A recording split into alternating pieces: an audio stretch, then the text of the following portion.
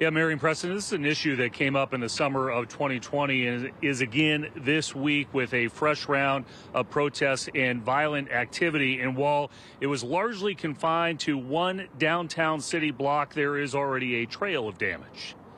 The historic Burke Building Arch has stood at this downtown Seattle corner for 130 years, a symbol of the past, now scarred by the arguments of the present.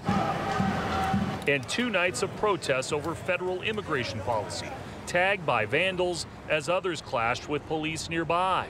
I think they did a good job. The Seattle Council's public safety chair points out that the activity has been isolated to a city block and believes that police acted in accordance with the new non-lethal weapons ordinance. So you're okay with the use of pepper spray in these incidents the last couple of nights? Yes. Kettle backed the legislation passed earlier this year to allow for use of pepper spray for crowd control and prohibiting blast balls and tear gas unless the mayor declares a civic emergency. That hasn't happened yet. We stand with you on fighting what we're seeing coming out of the Trump administration, but don't break the law. Don't throw things at people. A federal judge had urged the city to make the move last year to get out from under a consent decree and police oversight that has existed since 2012. The dynamics make this current moment even more complex. A city straddling a line, trying to allow vocal protesters and ward off violent instigators, with live streamers amplifying even the smallest of conflicts and threats looming over federal intervention. Do you have any concern of what's happened in Los Angeles is going to happen here in the next couple of days? It's possible. You know, it's different dynamics, LA versus Seattle. A battalion of Marines is not needed. That's performative. But federal law enforcement doing its job under the law, that's different.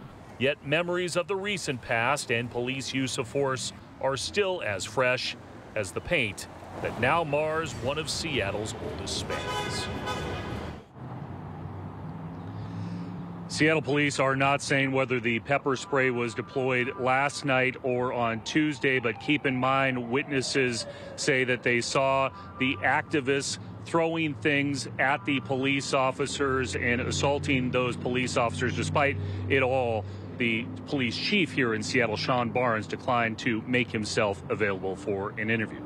Marion Preston. Chris, there are protests planned for Saturday. There's also the University of Washington commencement, so there's a lot going on at the same time. What do we know about the city's plans to manage all of that and whether Seattle police will be prepped to use other non-lethal weapons? Well, per usual, to a certain respect, police are reluctant to talk about any sort of their advanced planning. Again, for the mayor to have to activate any sort of civic emergency, that would have to happen before police would be allowed to use any sort of blast balls or tear gas. That is because of that ordinance that went into place this year. But what we saw last night is something we'll likely see again in the coming days, and as police officers on bicycles, using those bicycles on the move almost as temporary fencing to keep everybody moving in a certain direction. Chris, thank you.